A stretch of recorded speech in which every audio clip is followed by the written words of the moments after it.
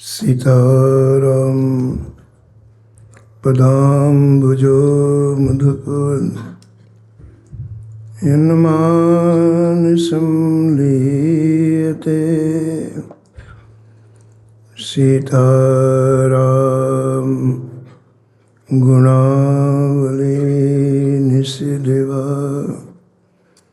यज्जिह्या पीयते। सीताराम विचित्र रूप मनीषं यश्चक्षुषोर्भूषणम्। सीताराम सुनाम धाम निरतम तुम सद्गुरुं संभजे। नीलाम्बुज श्यामल कोमलांगं सीतासमारोपित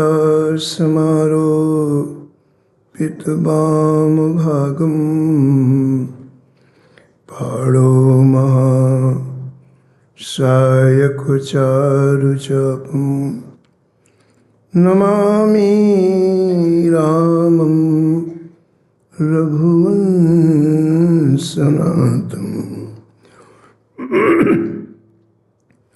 यत्र यत्र रघुनाथ कीर्तनं तत्र तत्र कृतमस्तकाञ्जलिं।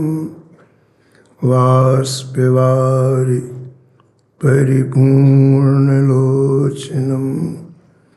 मारुतिं नमत राक्षसान्तकम्।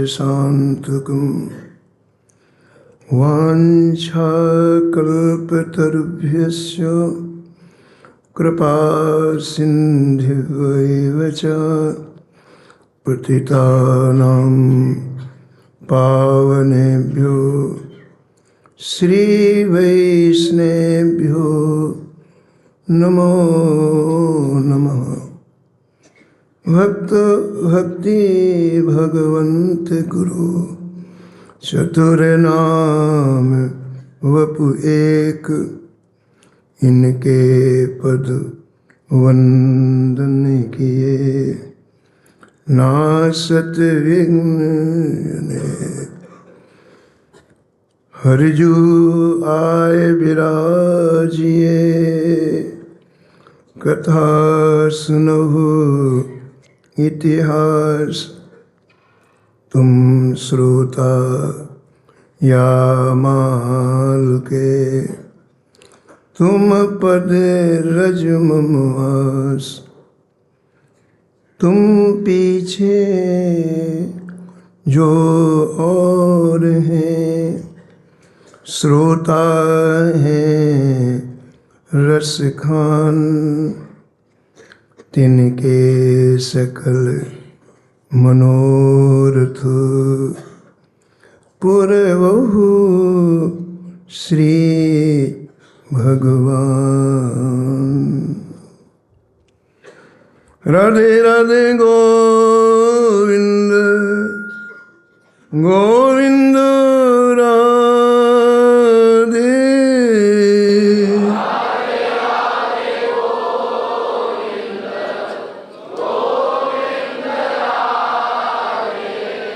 राधे राधे गोविंद गोविंद राधे।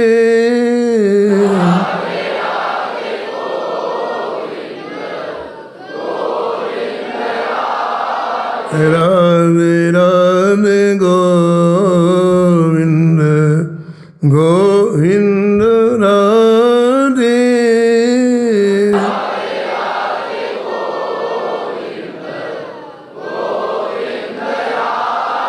गोविंद राधे बोलो गोपाल राधे।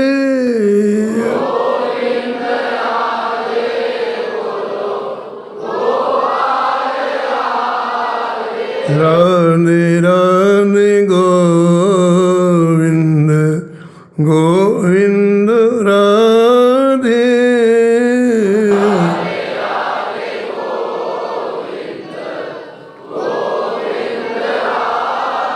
राधे राधे गोविंद गोविंद राधे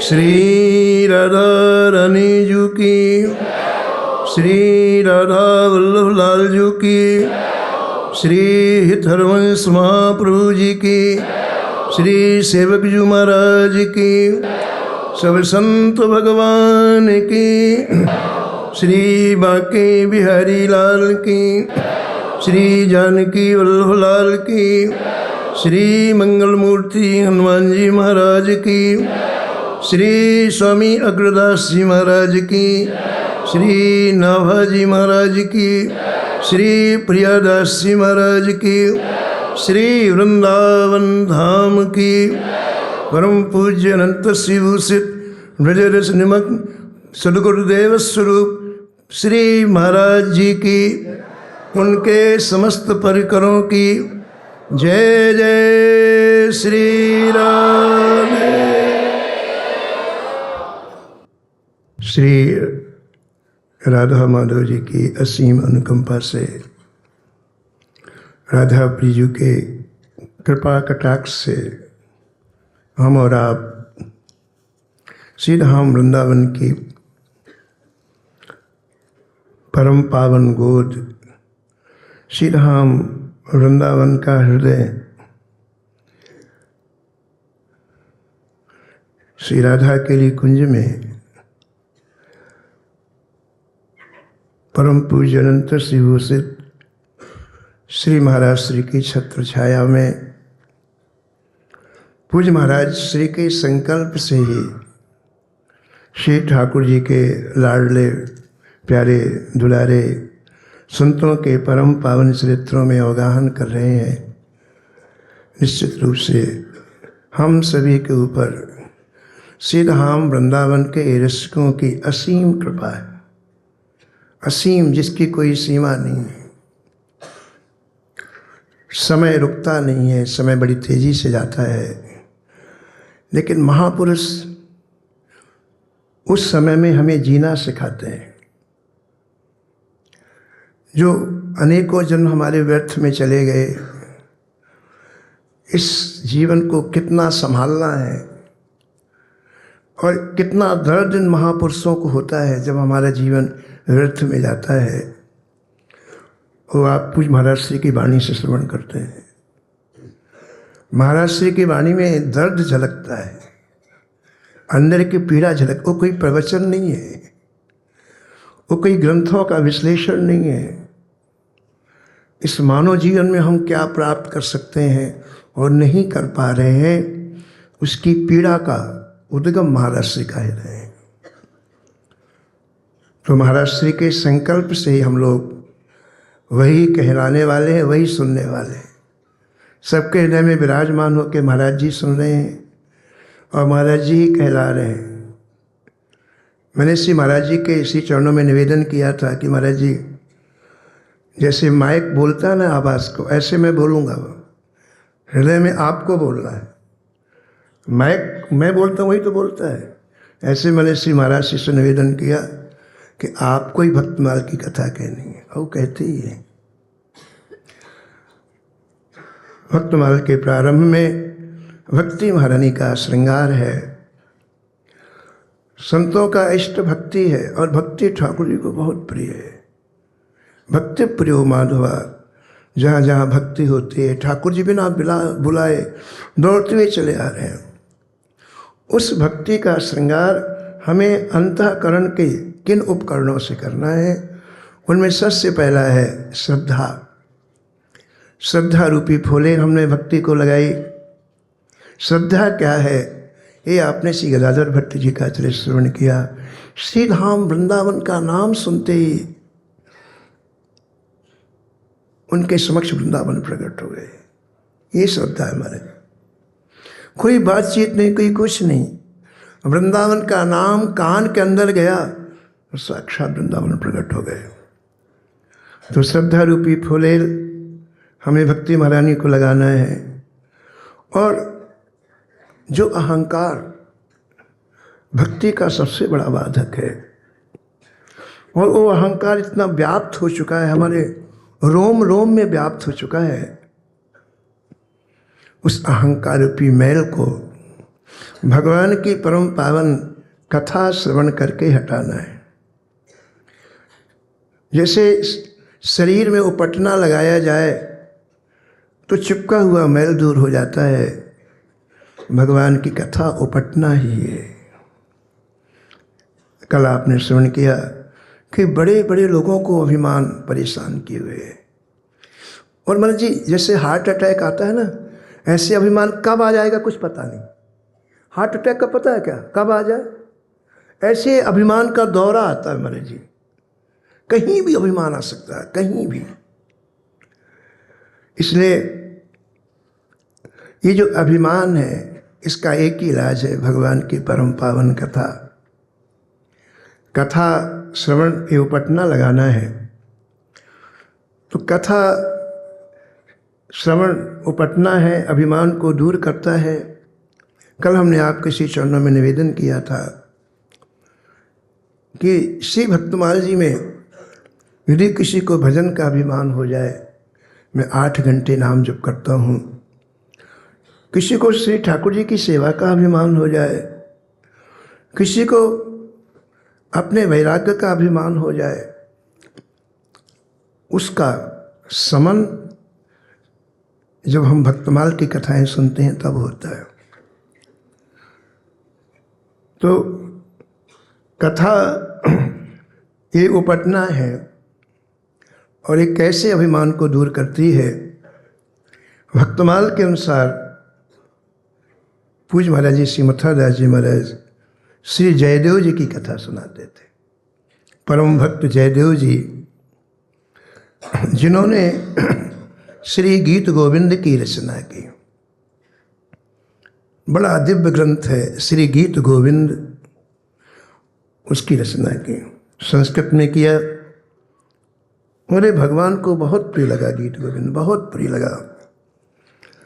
श्री जयदेव जी का दर्शन संत समाज के हृदय कमल को खिला देता था।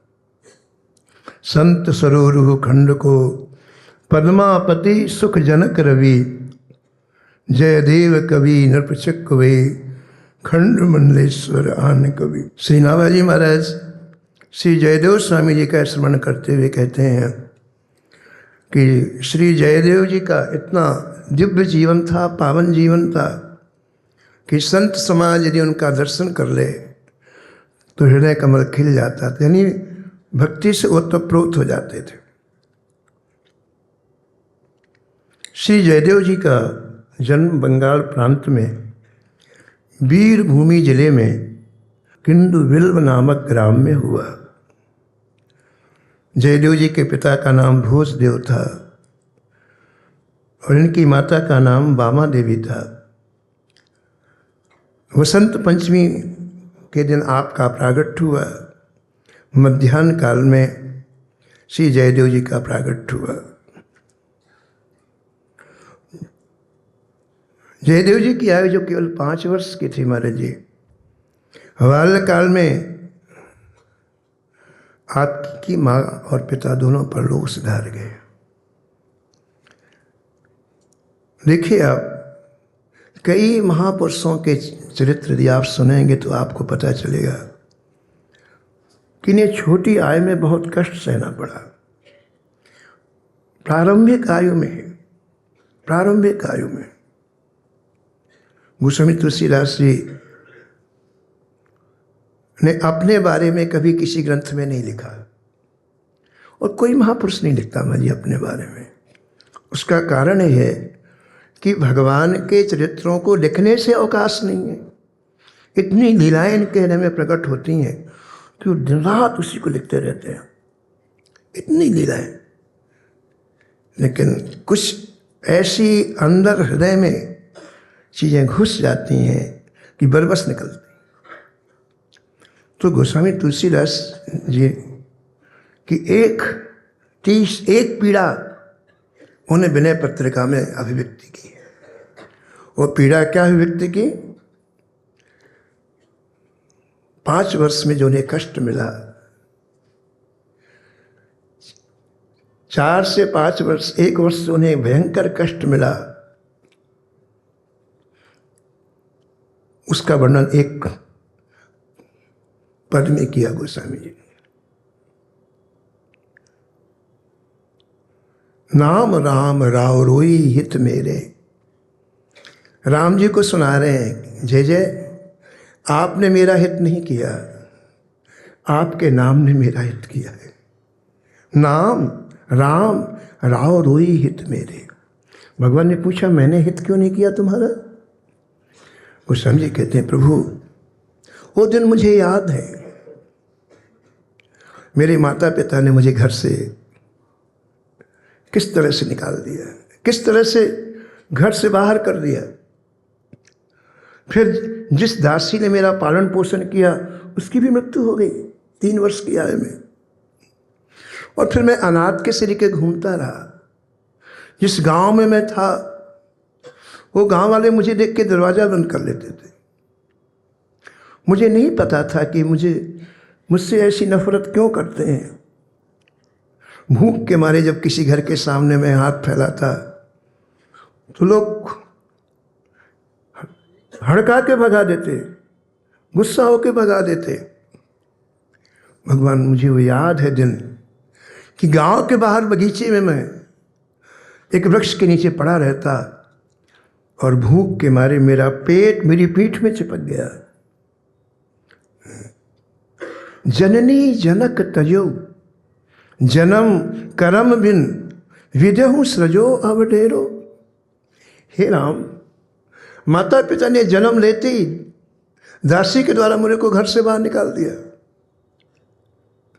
और मैंने सुना है कि जो यहाँ सृष्टि में आता है विधाता सबके मस्तक में कुछ ना कुछ लिख के भेजता है। प्रारब्ध कर्म पहले रचा पाछे रचा शरीर, तुलसी चिंता क्यों करे भजले सी रघुबीर। लेकिन विधाता ने मुझे विचित्र बनाया। मेरे मस्तक में कुछ लिखा ही नहीं, ब्लैंक भेज दिया, खाली भेज दिया। विदेहु सृजो अवडेरो। अवडेरो का तात्पर्य होता है बड़ा विचित्र बनाया विधाता ने, अवडेरो बनाया।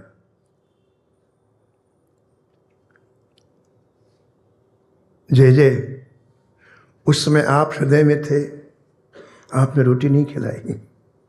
अस प्रभु हृदय अछत अभिखारी, सकल जीव जगदीन दुखारी।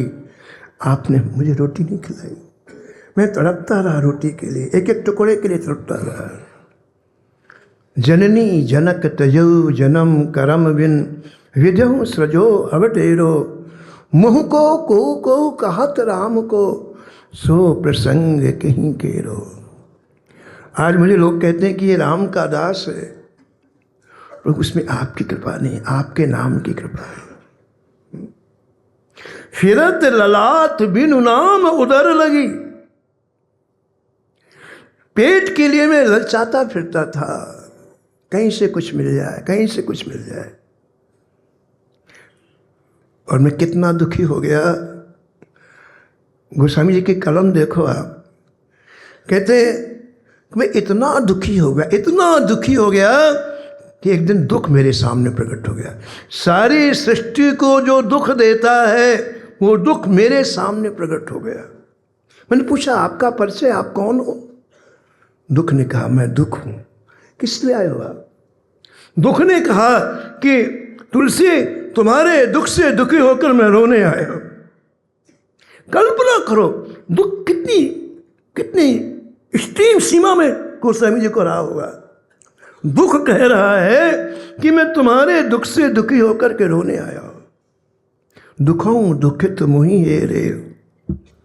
हे प्रभु, जब आपके नाम की कृपा हुई, नाम प्रसाद रहत रसाल फल। जब आपके नाम की कृपा हुई तो आज वही तुलसी जिस रास्ते से निकल जाता है, उस रास्ते में यदि बबूल के पेड़ लगे हों, कांटे वाला बबूल होता है, बहेड़े के पेड़ लगे हों, बहेड़ा कड़वा होता है, लेकिन आपके नाम की महिमा मैंने प्रत्यक्ष देखी। जिस तुलसी को एक रोटी का टुकड़ा नहीं मिलता था, आज वो तुलसी जब रास्ते में निकलता है तो बबूल के वृक्ष आवाज़ लगाते हैं, बहेड़े के वृक्ष आवाज़ लगाते हैं, बाबा बाबा आओ आओ, हमने आपके लिए अपने शाखाओं में आम का फल लगा रखा है।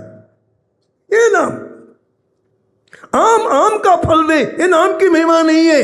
बबूल आम का फल दे, बहेड़े आम का फल दे, ये नाम की महिमा है।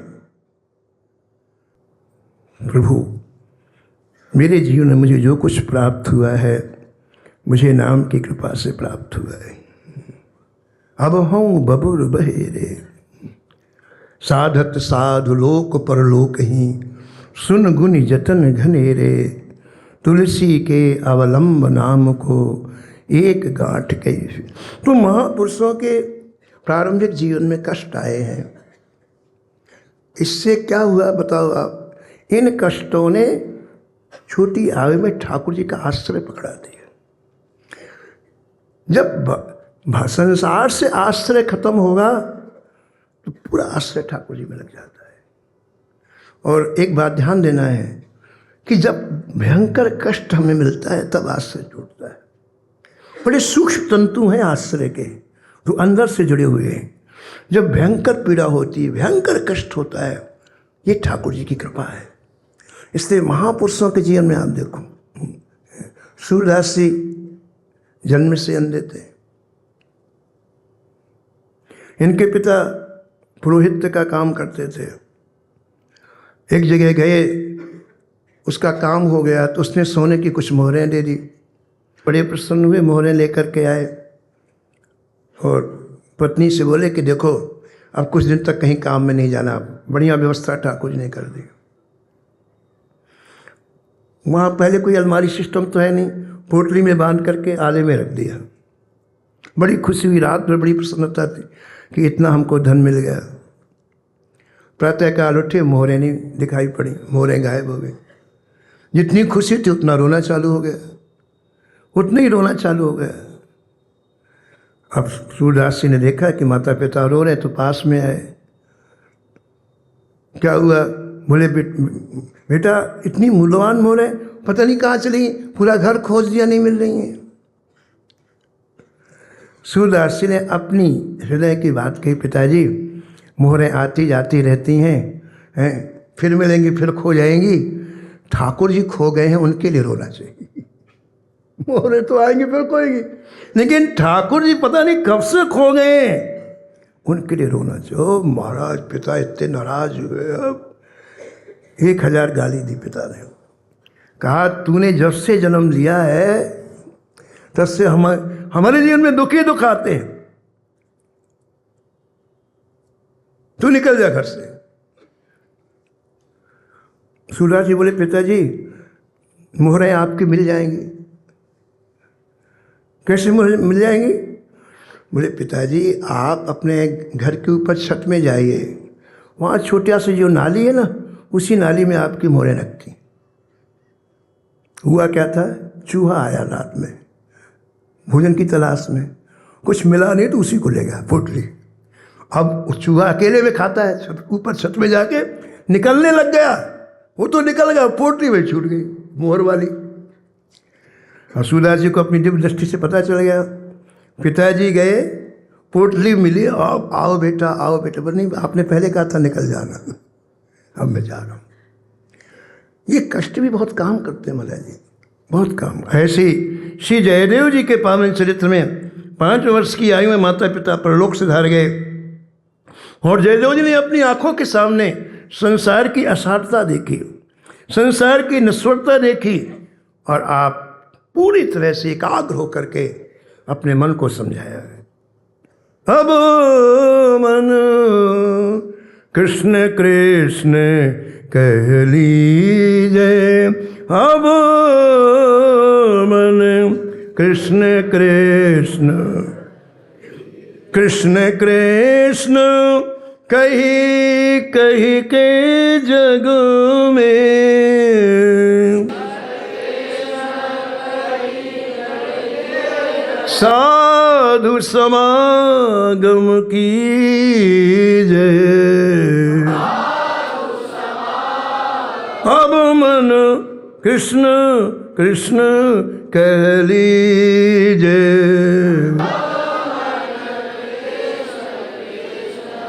कृष्ण नाम अमृत रस रसना,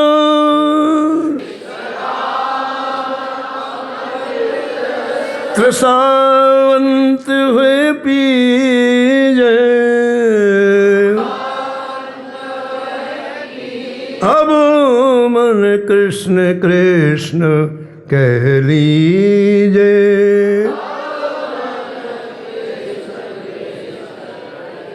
कृष्ण नाम है सारे जगत में, कृष्ण हेतु तन छीजे। अब मन कृष्ण कृष्ण कह लीजिए।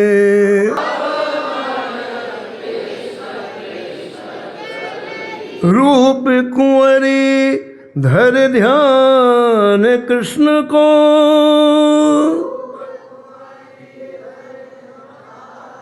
कृष्ण कृष्ण कह लीजिए। अब मन कृष्ण कृष्ण कह लीजिए। अब मन कृष्ण कृष्ण। श्री ठाकुर जी की भूख जगाए। जिस मन में संसार की वासनाएं इच्छाएं, उसी मन में जब वैराग्य होता है तो ठाकुर जी के लिए भूख, ठाकुर जी के लिए व्याकुलता जग जाती है। जैसे संसारी व्यक्ति संसार के पदार्थों के बिना नहीं रह पाता, ऐसे जब श्री ठाकुर जी के लिए हृदय में व्याकुलता होती है तो बिना ठाकुर जी के नहीं रह पाता है। जयदेव जी की यही इच्छा, यही स्थिति हुई। सर्वस्व त्याग करके आप जगन्नाथपुरी के लिए रवाना हो गए। भगवान के धाम में एक विशेष ऊर्जा होती है, तीर्थों में एक विशेष ऊर्जा होती है जो साधकों को बड़ी सहायता देती है। वो किसी शहर में नहीं होती है, वो किसी नगर में नहीं होती है। वहाँ के अणु परमाणु उद्दीप्त होते हैं और सहज रूप में बड़ी जल्दी हमें सफलता प्राप्त हो जाती है। दूसरी बात, इन विशिष्ट स्थलों में भजनानंदी संत रहते हैं। उन संतों की सबसे बड़ी विशेषता सुनो आप, वो अहंकार गलित होते हैं। तीर्थों में, दिव्य धाम में अहंकार गलित संतों का दर्शन होने से हमारा भी अहंकार गलित हो जाता है। ये लाभ है। पहले के जमाने में सभी महापुरुष जो भ्रमण करते थे उसका कारण यही है। ऐसे संतों का दर्शन करने से, केवल दर्शन मात्र से हमारा अहंकार गलित हो। तो आप जगन्नाथपुरी के पहुँचे और वहाँ भजन के लिए एकांत जंगल का चुनाव किया। पुरी के आसपास जंगल है, वहाँ चुनाव किया और वहाँ जा कर के आपके हृदय में रसों का राजा श्रृंगार रस पूर्ण रूप से भर गया और उस माधुर रस का आप मन ही मन आस्वादन करने लग गए। ऐसा प्रियादास से लिखते हैं। भरो रस राजंगिए, भरो रस राजंगिए, मन मन चाखिए, मन मन चाखिए। ये प्रेम रूपी धन मन के आस्वादन का है, ये प्रदर्शन का नहीं है, ये अभिव्यक्ति का नहीं है। जो पे कृष्ण प्रेम धन पइए, राख गुप्त नहीं प्रगट जनइए। कृष्ण प्रेम धन पाए के प्रगट न कीजय बाल, राखिय उर गोय के ज्यों मणि राखत व्याल। आप प्रेम के समुद्र में डूब गए। इतना इतना आनंद आने लगा जयदेव जी को, शरीर का वाह ज्ञान भूल गया। 24 घंटे प्रेम राज्य में डूबे रहते हैं।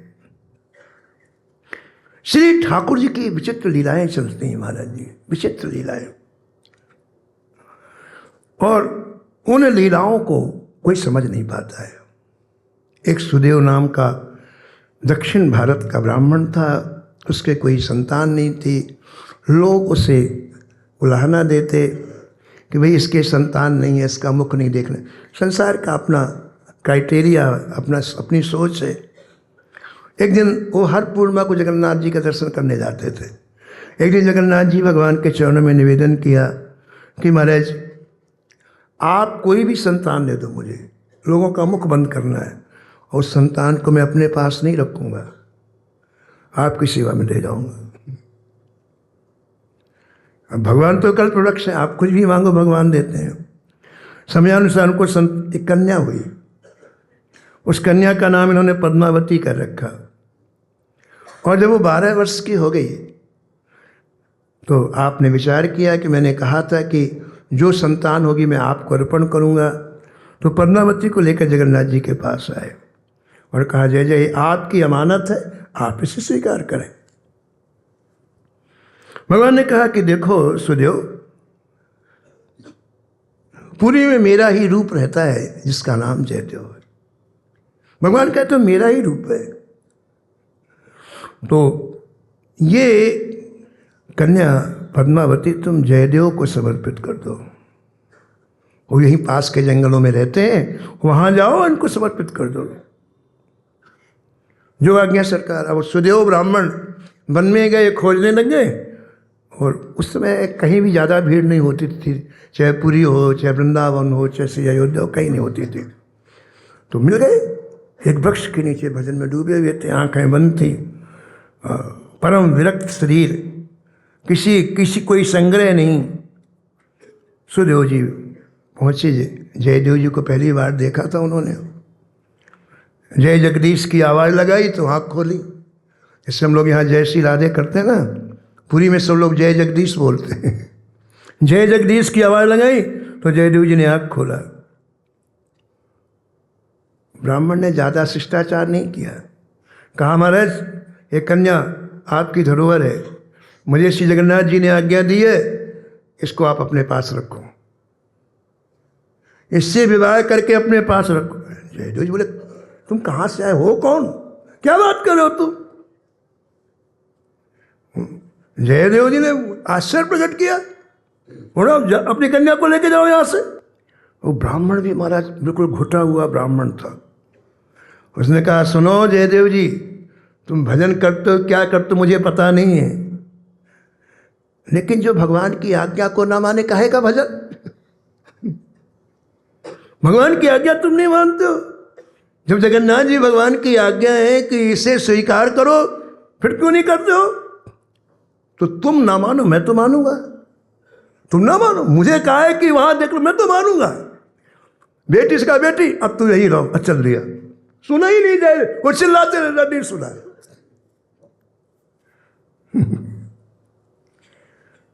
प्रियदास जी लिखते हैं चले अन खाए समझाए हारे बातन सो, चले अन खाए समझाए हारे बातन सो, मन तू समझ कहा कीजे सोच भारी। आप कल्पना करो, कन्या का पिता चला गया और उस घनघोर वन में जयदेव जी यहाँ बैठे हैं, सामने पद्मावती बैठी हैं। बहुत समझाया पद्मावती को भी कि देखो मेरे पास कुछ भी नहीं, तुम यहाँ रह के क्या करोगी, न खाने का ठिकाना, न पीने का, न रहने का। तो तुम समझदार हो गई हो, तुम अपना कहीं जा कर के अपने, इतना अच्छा उत्तर दिया महाराज जी कन्या ने। कहा महाराज कन्या पिता के अधीन होती है,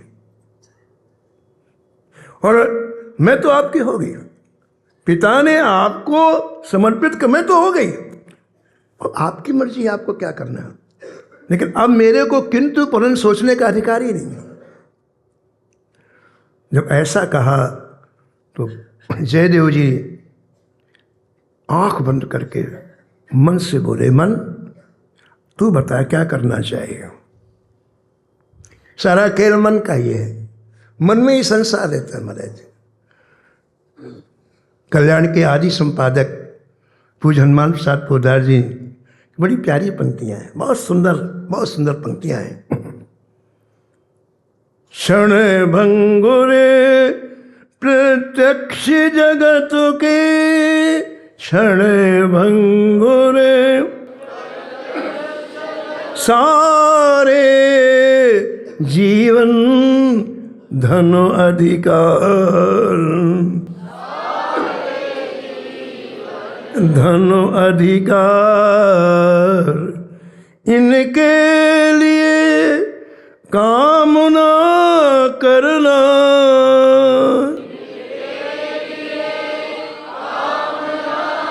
पाना इन्हें सभी बेकार,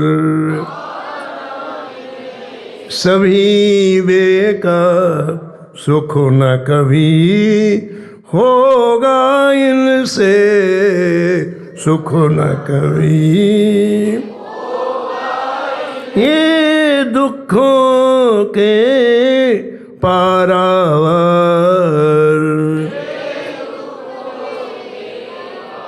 बड़ी मूर्खता है जो इनमें, बड़ी मूर्खता है जो इनमें, कुछ भी रखता ममता प्यार, कुछ भी रखता इन सब का आना जाना है, इन सब का सब प्रभु माया का विस्तार, इनमें रहो असंग भजो नित, असंग भजो नित, मायापति को सभी प्रकार, हरि मायापति को सभी प्रकार, सभी प्रकार, सभी प्रकार।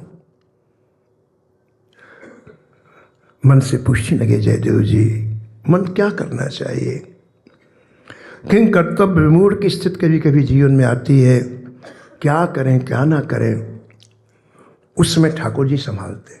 आकाशवाणी हुई, बड़ी मधुर आकाशवाणी हुई जंगल में, जयदेव तुम इस ब्राह्मण कन्या को, पद्मावती को स्वीकार करो, इसके साथ तुम्हारा भजन अनंत गुना बढ़ेगा। अब देखो, अब बड़ी विचित्र बात है कि हमारी प्रत्येक चीज की जानकारी श्री ठाकुर जी को है। गोस्वामी जी ने उसी को लिखा है, नीत प्रीत परमारथ स्वार्थ को न राम सम जान। हम नहीं जानते, हमें बिल्कुल दीवार तक ही दिखाई पड़ता है, और ठाकुर जी को हमारे लाखों जन्म का पहले का और लाखों जन्म के आगे का दिखाई पड़ता है। इसलिए ठाकुर जी जो व्यवस्था करते हैं वो परम मंगल में है। आकाशवाणी हुई और जयदेव जी समझ गए कि प्रभु की इच्छा है, इसलिए मुझे प्रभु की इच्छा का सम्मान करना चाहिए। नारद जी ने एक बार ठाकुर जी से कहा कि जय जय हम विवाह करना चाहते थे, आपने क्यों नहीं होने दिया, कोई बुरा काम थोड़ी कर रहे थे, पूछा माजिद ने, नारद जी ने। तो ठाकुर जी ने कहा कि नारद जी तुम्हारा विवाह हो जाता तुम भजन नहीं कर पाते, ये नहीं करने दिया, ठीक है। और शंकर जी जब सती जी भस्म हो गई तो शंकर जी ने विचार किया आप केवल भजन करना है, और एकांत में भजन में डूब गए। राम जी पहुँचे, और जा कर के शंकर जी को आवाज़ लगाई। शंकर जी ने आँख खोली, ठाकुर जी आए। तो ठाकुर जी ने कहा कि आप हमको चाहते हैं? बोले हाँ। तो हमारा एक कहना करो, क्या विवाह कर लो। शंकर जी विवाह नहीं करना चाहते। अब बिनती मम सुनहु शिव, जो मो पर निज ने हो, जाग विवाह बहु शैल जही, यह महिमा गे देव। और शंकर जी का जबरदस्ती विवाह है श्री ठाकुर जी ने कराया है। तो जयदेव जी समझ गए कि सरकारी आज्ञा है, ठाकुर जी की आज्ञा है, अब इसमें मेरा कोई निर्णय चलने वाला नहीं है, तो स्वीकार कर लिया। और विचार किया, अब मेरे साथ पद्मावती हो गई, तो अब मुझे जंगल में रहना ठीक नहीं है। मैं वापस जन्मभूमि किंडु बिल्व ग्राम जाऊँगा और वहाँ झोपड़ी बना करके साथ में रह करके हम भजन करेंगे। आप जगन्नाथपुरी से चल करके मेरे किंडु बिल्व ग्राम आए हैं। गांव के लोगों ने गांव के बाहर एक नदी थी, नदी के किनारे आपकी एक झोपड़ी बनवा दी और पद्मावती और श्री जयदेव जी दोनों साथ में रह करके भगवान के भजन में निमग्न हो गए। श्री ठाकुर जी भक्त के हृदय के प्रेम का आस्वादन करने के लिए श्री विग्रह के रूप में आते हैं। ठीक है, हम वैष्णव लोग जो विग्रह की सेवा करते हैं, पूजा करते हैं, आराधना करते हैं, श्री ठाकुर जी अपनी इच्छा से आए। हमारे हृदय का प्रेम के आस्वादन करने के लिए ठाकुर जी आते हैं। और ऐसे ही जब आप निरंतर निमग्न रहोगे तो प्रेम इतना बढ़ जाता है कि उसका आस्वादन करने के लिए ठाकुर जी आते हैं। सामने नदी थी, नदी में स्नान करने के लिए रोज जाते थे श्री जयदेव जी। आज जब गए, कई दिनों के बाद, आज एक विचित्र बात हुई कि जैसे डुबकी लगाई तो प्रवाह में बहता हुआ एक श्री ठाकुर जी का दिव्य विग्रह उनके हाथ में आ गया, बहुत सुंदर। हाथ में ऐसे उठाया तो 1 मिनट के लिए आंख बंद करके गदगद हो गए। इतने सुंदर, इतने सुंदर। आप नदी से बाहर आए और श्री ठाकुर जी को अपनी कुटिया में ही विराजमान कराया। पद्मावती से बोले कि देवी, कुटिया बन गई थी, कुटिया के मालिक नहीं थे कुटिया के मालिक आ गए। माँ जी, आश्रम हो और ठाकुर जी ना हो तो मालिक विहीन आश्रम है। बिना ठाकुर के किसी आश्रम की शोभा नहीं है। तो कुटिया के मालिक आ गए। अब हमें इनको रिझाना है, इनकी सेवा करनी है, इनसे प्रेम करना है। जा पर कृपा करे नंदन, जा पर कृपा करे तासो करावे आपुन बंदन, करा आपुन वंदन, जा पर कृपा करे नंद नंदन, करे नंद नंदन। और कुटिया में ही सुंदर अपने हाथों से सादिव श्री ठाकुर जी के लिए स्थान बनाया विराजने के लिए। स्थान वस्तुओं से नहीं बनता, हृदय से बनता है। हृदय का प्रेम ही सामने आता है, अच्छा लगता है। इसे प्रेमियों की हर चीज़ ठाकुर जी को बहुत अच्छी लगती है। प्रेमियों का बोलना, प्रेमियों का चलना, प्रेमियों का, ठाकुर जी लुट जाते हैं, लुट जाते। उनकी एक एक अदा पर ठाकुर जी बिक जाते हैं। दर्शन देना बहुत मामूली बात है, लेकिन बिक जाना बहुत ऊंची बात है। ये प्रेमी ठाकुर जी को खरीद लेते हैं। जैसे हम पॉकेट में पॉकेट मनी रखते हैं ना, ऐसे ठाकुर जी को जेब में रखते हैं पॉकेट मनी श्री के बालाजी जी, ये इनकी मौज देखो आप, इनकी मस्ती देखो आप। हमारे श्री महाराज जी जब चाहें तब राधा रानी का दर्शन करा दें, जब चाहें तब ठाकुर जी का, जब चाहें। मौज है, मस्ती है। तो श्री ठाकुर जी विराजमान हो गए तो पूछा पद्मावती जी ने, ठाकुर जी का नाम तो आपने रखा नहीं, ठाकुर जी अपना प्राइवेट नाम होता है, उस नाम से पुकारने में ठाकुर जी को बहुत प्रसन्नता होती है। तो जयदेव जी बोले कि हमारे ठाकुर का नाम श्री राधा माधव सरकार है, बोलो राधा माधव की। गड़बड़ मत करो, बिल्कुल जमुना जी तक आवाज जानी चाहिए, लगाओ जोर, श्री राधा माधव की। राधा माधव माधव राधा,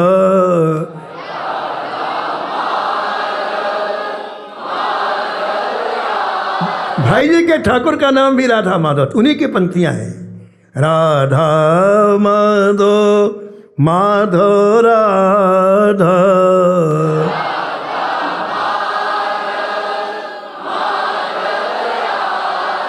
दोनों एक स्वरूप,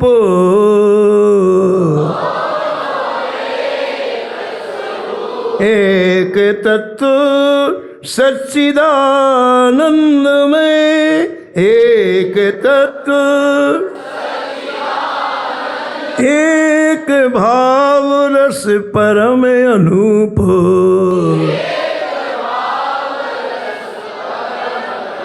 करे युगल सरकार हमें, करे युगल निज दास रूप में अंगीकार, बोलो मन से मुक्त कंठ से, बोलो मन। राधा माधव जय जयकार, राधा माधव जय जयकार, जय जयकार जय जयकार। श्री ठाकुर जी इन प्रेमियों का आस्वादन करने के लिए श्री विग्रह के रूप में आते हैं। श्री हित प्रभु के हृदय के प्रेम को आस्वादन करने के लिए श्री राधा वल्लभ लाल जी आए। श्री स्वामी हरिदास जी के हृदय के प्रेम का आस्वादन करने के लिए श्री बिहारी जी आए। श्री श्री रूप जी के हृदय का प्रेम का आस्वादन करने के लिए श्री गोविंद देव जी आए। श्री सनातन जी के हृदय का प्रेम का आस्वादन करने के लिए श्री करौली वाले श्री मदन मोहन जी आए। श्री ठाकुर जी प्रेमियों के प्रेम का आस्वादन करने के लिए आते हैं। हमारे श्री महाराज जी के हृदय का आस्वादन करने के लिए, प्रेम का आस्वादन करने के लिए श्री राधा मोहन सरकार आ गए, श्री यमुना जी आ गई, श्री राधा प्रिय जी आ गए। उनके हृदय वो महाराज अब वो दोनों ही जानते हैं, हम लोग तो बहुत दूर वाले हैं, क्या क्या रस लेते हैं इनके प्रेम। एक अभी 30 वर्ष पहले की बात सुनो आप। 30 वर्ष पहले की बात है, मध्य प्रदेश से महाराज जी नीमच, एक जगह नीमच का नाम सुना होगा, वहाँ से एक व्यक्ति आया और संयोग से पता नहीं कैसे ठाकुर जी का दर्शन करने आ गया आश्रम में जानकी वल्लभ लाल जी का। हमने पूछा भाई कहाँ से आया? बोले नीमच से आया हूँ। बोले महाराज जी मैं आपको अपनी एक बात सुनाना चाहता, सुनाओ भाई। बोले महाराज जी मैं नीमच में एक किसान परिवार में जन्म लिया है और मजदूरी करके अपना जीवन यापन करता था। मजदूरी करके खेत में काम करता, जो मजदूरी मिलती उससे जीवन निर्वाह करता था। एक दिन मैं रात में सो रहा था तो स्वप्न में 2 व्यक्ति आए, मेरे से कहा ए भाई। मैंने कहा हाँ बोलो। बोले तुम जिस खेत में काम करते हो उस खेत में 30 फुट नीचे हम हैं, हमको निकालो और हमारी सेवा करो। उसने कहा महाराज क्षमा करना, मैं गरीब हूँ, मेरे पास कोई मजदूर नहीं है कि मैं आपको नीचे से निकालूं, मैं ये नहीं कर सकता हूँ। बोले चले गए। फिर दूसरे दिन स्वप्न में आए, बोले 15 फीट तुम ऊपर आ गए अब तो हमको निकालो। बोले इतना भी नहीं खोज सकता मैं, मेरे को अकेले खोदना था, इतना नहीं खोद। फिर चले गए। 3 दिन बोले कि हम केवल 5 फीट और रह गया, 5 फीट खोदोगे तो हम निकाल आएंगे। तो हमारा जो कुदाली लेके गया, खेत में खुदाई की, इतने सुंदर ठाकुर जी निकले, क्या आदत। नील सरोरुह नीलमणि, नील सरोरुह नीलमणि, नील नीर धर श्याम, लाजहि तन शोभा निरखी, कोटि कोटि सतकाम। तो हमारे ठाकुर जी जब निकले तो पूरा गांव इकट्ठा हो गया। और अब गांव में प्रधान होते हैं। प्रधान ने कहा, अरे हम यहाँ के प्रधान हैं ठाकुर जी, हम अपने पास रखेंगे। जिसका खेत था बोले हम रखेंगे, खेत हमारा, हम रखेंगे। अब हमारा लड़ाई झगड़ा होने लग गया। तो क्या किया, चौपाल में रखे गए ठाकुर जी, एक चबूतरा बना के। बोले भैया पहले किसके पास ठाकुर जी रहेंगे ये निर्णय हो जाए, फिर इसके बाद ठाकुर जी जाएं। आखिरकार प्रधान का ज़्यादा रुतबा होता है। उन्होंने कहा हमारे घर में भेजो। घर में ठाकुर जी पहुंचा दिए गए। बोले ठाकुर जी किसी की बिल्डिंग में रहने के लिए आते हैं? बताओ, आते हैं? ठाकुर जी जिसलिए आते हैं वहीं जाते हैं। रात्रि में ठाकुर जी ने उस प्रधान का गला दबाया। वो बोलते हुए ठाकुर जी थे, बोले जितनी जल्दी हो सके हमारे उस प्रेमी के पास पहुंचाओ। नहीं तो बोले अभी जा रहा हूं, नहीं तो मैं तो काबिल हो जाता है। बोले अभी जा रहा हूं, सिर पर रखा है। आधी रात में किसान बोले भैया जल्दी लो जल्दी लो जल्दी जल्दी। अब ठाकुर जी पहुंच गए। अब उसके पास बाजी एक ही कमरा। अब उसकी पत्नी दोनों थे, पत्नी भी थी, वो थी, और ठाकुर जी और आ गए। तो उसने हाथ जोड़ के कहा, महाराज मुझे फावड़ा चलाना आता है, मैंने जीवन में कभी जानता नहीं पूजा कैसे की जाती, आप आ गए। मुझे यही पता नहीं कि आपकी आरती यूं की जाती है कि यूं की जाती है। कभी की नहीं। मुझे ये नहीं पता भोग कैसे लगाया जाता है, मुझे ये नहीं पता कि पोशाक कैसे पहनाई जाती है, और आप यहाँ आ गए। ठाकुर जी क्या बोले, हम सिखा देंगे। और दुनिया को वही तो सिखाते हैं। आप बताओ किसको, कौन को? ठाकुर सबको सिखाते हैं, गुरु के रूप में सिखाएं, शिक्षक सिखाते हुए। ठाकुर जी बोले हम सिखा देंगे। और ठाकुर जी ने उन पति और पत्नी को सिखाया हमारी पूजा कैसे करनी, लेकिन छोड़ा नहीं, रहे वही। उसके हृदय में पत्नी क्या ऐसी क्या प्रेम था महाराज जी, जिसका आस्वादन करने के लिए ठाकुर जी स्वप्न देकर उसके घर में पहुंच गए। और एक दिन की बात और सुनो आप। एक दिन ठाकुर जी बड़े मूड में थे, और किसान आया। बोले देख भाई तूने हमारा वृंदावन देखा है? बोले नहीं। बोले चल अभी घुमा के लाते हैं। अब कहाँ? नीमच, महाराज जी बहुत दूर है, मंदसौर नीमच, जिसने सुना होगा, मध्य प्रदेश में। ठाकुर जी उसका हाथ पकड़ा, वृंदावन ले आए, पूरा वृंदावन अपने साथ में घुमाया। वो बोला मारिए बरसाना नंदगांव को सब घुमा हुआ हुए, और ठाकुर जी मेरे को घुमाया। ये ठाकुर जी की प्रियता देखो। श्री ठाकुर जी वस्तुतः आपके हृदय के प्रेम का आस्वादन करने के लिए आते हैं, है ना। इसलिए श्री राधा माधव जी जयदेव जी के हृदय के प्रेम का आस्वादन करने के लिए आए। अब प्रियता बढ़ती गई, बढ़ती गई। एक दिन राधा माधव जी बोले जयदेव जी से, जयदेव जी हमारी एक इच्छा है। बोले हाँ सरकार आज्ञा करें। बोले हमारी निकुंज की लीलाओं का वर्णन करो। क्या बोले? निकुंज की लीलाओं का वर्णन करो। कहाँ महाराज मैं कलिमल ग्रसित प्राणी, कहाँ आपकी दिव्य रसमयी लीलाएं, मैं क्या वर्णन कर सकता हूँ? ठाकुर जी बोले तुम्हें थोड़ी कुछ करना है, सब कुछ करना तो हमको है, तुमको केवल लिखना है। हम जो लीलाएं दिखाएं वो लिख दो, हम कुटिया में हर लीला दिखाएंगे, उसको तुमको लिखते जाना, तुमको क्या करना है? बोले ठीक है महाराज। अब ठाकुर जी महाराज एक नई बात है निकुंज की लीलाओं का दर्शन जयदेव जी को कराने लगे, और जयदेव जी ने संस्कृत में उन लीलाओं को लिखना प्रारंभ किया। भयो जो प्रगट गीत गोविंद सरस जू को, भयो जो प्रगट गीत गोविंद सरस जू को, मान में प्रसंग शीश मंडन सो दीजिए, मान में प्रसंग शीश मंडन सो दीजिए। नित्य का कार्य हो गया। प्रातःकाल आप स्नान करके बैठ जाते, सामने ठाकुर जी की लीलाएं दिखती और उसी को। इन महापुरुषों ने जो ग्रंथ लिखे ये प्रत्यक्ष ठाकुर जी की लीलाओं को देख करके लिखे। ये बुद्धिगम नहीं है कि हमने बुद्धि से सोच लिया, 4 पुस्तकें इकट्ठी कर ली, 4 लाइन निकाल ली, ग्रंथ लेखक बन गए महाराज। ये ऐसी पुस्तकें नहीं है। इन्होंने जो देखा वो लिखा है। ये इनकी जो वाणी है वो प्रेम रस से ओतप्रोत है। ये कालातीत है। काल की हिम्मत नहीं है कि इस वाणी को इधर उधर कर सके। कालातीत।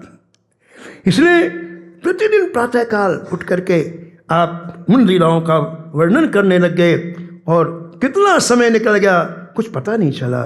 लेकिन भक्तमाल के टीकाकार श्री प्रियादास जी महाराज कहते हैं कि एक दिन आश्चर्य में प्रकट हो गए। आश्चर्य में पड़ गए जयदेव जी। क्या हुआ? बोले उन्होंने देखा क्या? बड़ा अद्भुत दृश्य देखा। श्री किशोरी जी, श्री राधा रानी, श्री राधा जो दिव्य सिंहासन पर विराजमान, ये दृश्य देख रहे जयदेव जी। श्री ठाकुर जी हाथ जोड़े चरणों में अपना, राधा रानी के चरणों में अपना मस्तक रखे हुए। श्री किशोरी जी दिव्य सिंहासन में विराजमान है।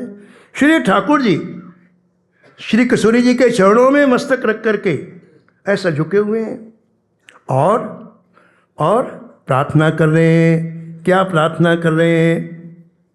हे किशोरी जी, आप अपने चरण कमल मेरे मस्तक पर रख दीजिए। ये बार बार प्रार्थना कर रहे हैं। महाराज, स्मर गरल खंडनम मम शिरसि मंडनम देहि पद पल्लव मुदारम, देहि पद पल्लव मुदारम। इस दृश्य को देख करके जयदेव जी की कलम गिर पड़ी। ये कैसे लिखूं मैं? ये लीला मैं कैसे लिखूं? ये तो मेरी समझ के बाहर की बात है। और जयदेव जी ने लेखन बंद कर दिया। बोले ये लीला मैं नहीं लिख सकता। ये लीला मुझे समझ में नहीं आ रही है, इसका मैं वर्णन नहीं कर सकता हूँ। मन थोड़ा उदास हुआ तो विचार किया, चलो अब चलते हैं, नदी में स्नान करेंगे।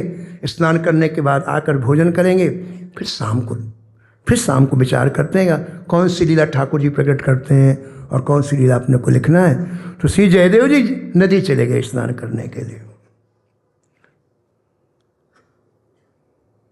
अब देखो, श्री ठाकुर जी ने विचार किया कि मेरी लीलाओं को ऐसे ही छोड़ते जाएंगे तो ग्रंथ अधूरा हो जाएगा। मैं जो लीलाएं दिखा रहा हूं उसको ग्रंथ में लिखना ही है, और जिस तरह से जयदेव जी लीला छोड़ के जा रहे हैं तो मेरा ग्रंथ अधूरा हो जाएगा। ठाकुर जी ने कहा तुम ना लिखो तो हम लिख लेंगे खुद। हमको लिखना नहीं आता क्या? ठाकुर जी को सब आता है। ये आपको सम्मान देते हैं कि भैया ये करो ये करो ये करो। मत समझो कि हमारे बिना काम नहीं होगा। सारे काम ठाकुर जी के अपने आप होते हैं। जयदेव जी गए कहाँ? नदी में स्नान करने के लिए, और नकली जयदेव जी आ गए। ठाकुर जी जयदेव जी का रूप धारण करके आ गए। तो उन्होंने पूछा पद्मावती, आज आप इतनी जल्दी क्यों आ गए? अरे बोलो कापी कहाँ रखी है बताओ, जिसमें लिखते थे। पद्मावती जी तेज आवाज, लिखते तो वो कापी मेरे से पूछते हो? जा रखी बात देखो। चुप हो गए ठाकुर। पद्मावती की रात चुप हो गए। अच्छा आप बताओ ठाकुर जी ने क्यों पूछा? नहीं तुमको पता कैसे चलता कि कौन आया है? ठाकुर जी का सारा काम सिस्टमेटिक है। अब गए, कापी उठाई और कापी में अपने हाथ से लिखा महाराज ठाकुर जी ने। ये दृश्य, ये लीला, स्मर गरल खंडनम मम शिरसि मंडनम देहि पद पल्लव मुदारम ज्वलति मय दारुणो मदन कदनानलो हरत तदुपहित विकारम। ठाकुर जी ने स्वर्ण अक्षरों, ठाकुर जी स्वर्ण अक्षरों में लिखते हैं और ठाकुर जी की हैंड राइटिंग बहुत अच्छी है, ऐसे अक्षर आप कभी देखे नहीं होंगे। और जब ठाकुर जी ने अपने हाथों से लिखा महाराज जी उसमें तो पूछो मत। ठाकुर जी बाहर निकले, पद्मावती जी को आए, पद्मावती जी को आए, पद्मावती बोले हाँ जय जय क्या बात है, भूख बहुत लगी हमको। मेहनत पड़ती लिखने में महाराज, थोड़ी लिखा जाता है। बोले भूख लग रही है बहुत कस के। बोले बस सब बन गया, भोग बल लगाना है। बोले जल्दी लगाओ। महाराज पद्मावती जी ने ठाकुर जी को भोग लगाया और थाल ला करके सामने रखा और ठाकुर जी ने जम के पाया। आज महाराज बात यह है, जब किसी भी चीज का स्पर्श किसी भक्त से हो जाता है उसमें अमृत आ जाता है। छिलका खाने की चीज है क्या? बोलो आप, छिलका खाने की चीज है, लेकिन बुजुरानी का स्पर्श हो गया, कई कुंटल छिलके खा गए ठाकुर जी, गुना वहीं रखा रह गया। कई कुंटल छिलके ठाकुर जी खा गए। विदुर जी आए और विदुर जी ने कहा अरे पगली क्या कर रही ठाकुर जी को अब उसको होश आया महाराज। तो डर के मारे विदुरानी इन हाथों को काट डालूं, मैंने क्या किया, ठाकुर जी को छिलके खिला दिया, अपने कमरे में घुस गई। और विदुर जी महाराज बढ़िया सोने की प्लेट में एक एक केले को सोने की चाकू से बढ़िया अर्पण कर सजा करके लाए। गोविंद लो। ठाकुर जी ने एक पीस उठाया, उसको मुख में ही रखे रहे। सरकार लीजिए और लीजिए। ठाकुर जी बोले विदुर जी बुरा तो नहीं मानोगे? बोले नहीं नहीं नहीं। बोले हमको स्वाद नहीं आ रहा है असली केले में स्वाद नहीं आ रहा है, छिलके में स्वाद आ रहा है। बोले हाँ क्यों? क्योंकि किसी प्रेमी का स्पर्श प्राप्त हो गया है। किसी वस्तु में स्वाद नहीं होता, किसी पदार्थ में स्वाद नहीं होता, प्रेमी के स्पर्श में स्वाद होता है। सबने क्या बेर खाए था, बेर कोई खाने की चीज है। और उन बेरों की महाराज तीनों लोगों में प्रशंसा हो रही। क्यों? सबरी ने खिलाया। सबरी के हाथ का स्पर्श होते ही उन बेरों में इतना प्रेम प्रकट हो गया। ठाकुर जी एक बार बेर खाते हैं, 1000 बार कहते हैं वाह वाह वाह। कंदमूल फल सुरस अति दिए राम कहुआन, प्रेम सहित प्रभु खाए बारंबार बखान। तो मैंने श्री ठाकुर जी ने आज जम के पाया और कहा पद्मावती जी हमको नींद आ रही है। भाई पाने के जम के पाने के बाद तो नींद आती है महाराज। तो बोले ठीक है आप विश्राम करिए। कुटिया में नहीं गए, वो तो जहाँ जाना तो चले गए। अब ओरिजिनल जयदेव जी आए, गीली धोती टांगे हुए, कमंडल वाले। और जैसे घुसे तो क्या देखा कि पद्मावती जी उसी थाली में भोजन कर रही हैं। पद्मावती जी का नियम था कि जयदेव जी की थाली में भोजन करते थे उनके पाने के बाद। तो आज देखा भोजन कर रहे हैं, महाराज कमंडल का हाथ में ही रह गया। बोले क्या कर रहे हो तुम? बोले क्या हुआ? बोले हमारे पहले कैसे भोजन कर रहे हो? हमारे पहले? पूरी रसोई खाली हो गई हमारे पहले कह रहे हो? बोले हाँ। तुम आए थे, मेरे से पूछा कापी कहाँ है? कापी? अब महाराज बाबा जी का जयदेव जी का माता कापी। तो महाराज वो वैसे गिरे गिरे गए कुटिया में और क्या देखा महाराज, सुंदर अक्षरों में स्मर गरल खंडनम मम शिरसि मंडनम देहि पद पल्लो मुदारम। राजा रघुराज सिंह जी लिखते हैं, एक बहुत बड़े भक्त हुए राजा रघुराज सिंह, उन्होंने भक्तमाल की टीका दोहा चौपाई में की है। बड़े प्यारे भाव है। वो लिखते हैं हरि के अक्षर लिखित बिलो की, हरि के अक्षर तियसो कहत भय अति सो की, तियसो कहत भय अति सो की। मैंने हरि के अक्षरों को देख करके और ये अनुमान लगाया कि ये कितनी सौभाग्यशाली है, इसके हाथ की रसोई ठाकुर जी ने प्रत्यक्ष पाया। और ये अनुमान लगाया प्रत्यक्ष से बात की इसकी, प्रत्यक्ष इसको दर्शन दिया, तो अपने आप को अभागा मानने लगे। हमारे इस भक्ति पथ में, अध्यात्म पथ में वो बड़ा है जो ठाकुर को प्राप्त कर लेता है। कोई आयु से बड़ा हमारे यहाँ नहीं माना जाता है। छोटा सा 5 साल का बच्चा यदि ठाकुर जी का साक्षात्कार कर ले तो 100 वर्ष का बूढ़ा साष्टांग करेगा। हमारे यहाँ श्री ठाकुर जी से मतलब है, आयु फायु से कोई मतलब नहीं है। महाराज जी इसमें लिखा है, मैं आपको सुनाता हूँ कि जयदेव जी पत्नी के चरणों में गिर पड़े और साष्टांग दंडवत प्रणाम किया। तब जयदेव मान प्रभु काही कियो तिनहि दंडवत तहाही तिनहि कियो दंडवत ता। इतना ही नहीं, जयदेव जी जिस थाली में भोजन कर रहे थे वो ठाकुर जी पाके गए थे, तो इतना सौभाग्य, पहले दंडवत प्रणाम किया फिर उस थाली को खींचा। यानी ठाकुर जी की सीट प्रसादी पद्मावती ने पाया और पद्मावती की सीट प्रसादी जयदेव जी पा रहे। आज क्या रस है महाराज, अद्भुत रस है। इस तरह से महाराज श्री गीत गोविंद की रचना हुई। गीत गोविंद के लिए बड़ी प्यारी पंक्तियां लिखी हैं नाभाजी ने मूल छप्पे में। प्रचुर भयो तिहि लोक गीत गोविंद उजागर कोक काव्य नौरस सरस सिंगार को सागर। गीत गोविंद इतना प्रिय हुआ सारी सृष्टि में कि लिखते तीनों लोकों में व्याप्त हो गया। भगवान की निकुंज की दिव्य लीलाओं का वर्णन गीत गोविंद ने, भगवान ने स्वयं गीत गोविंद ने लिखाया है। भगवान को बहुत प्रिय गीत गोविंद कहीं भी हो ठाकुर जी दौड़ करके सुनने के लिए आते हैं।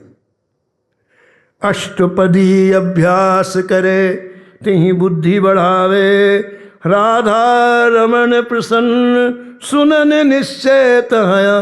निश्चय शब्द है। गीत गोविंद हुआ कि ठाकुर जी आते हैं। गीत गोविंद समग्र बनायो हरि प्रभाव जग माहि चलायो। प्रचुरो जगत गीत गोविंदा गावे उभय सुमति मति मंदा। श्री जगदीश पुरी चौरा गावही नारी पुरुष सब ठोरा। गावही नारी पुरुष सब ठोरा। हमारे अद्भुत काव्य के गीत गोविंद की रचना हुई है। श्री ठाकुर जी को बहुत प्रिय है और श्री ठाकुर जी इस गीत गोविंद के लिए किसे किसे दर्शन दिया है उसमें से एक आध प्रसंग हम आपको सुनाएंगे। और एक बात और आप कहनी कि इस प्रसंग में अभिमान कैसे दूर होता है, ये जयदेव जी का प्रसंग क्यों लिया यहाँ पर, उसकी बात भी हम आपके चरणों में कल निवेदन करेंगे। वाणी को यहीं विराम।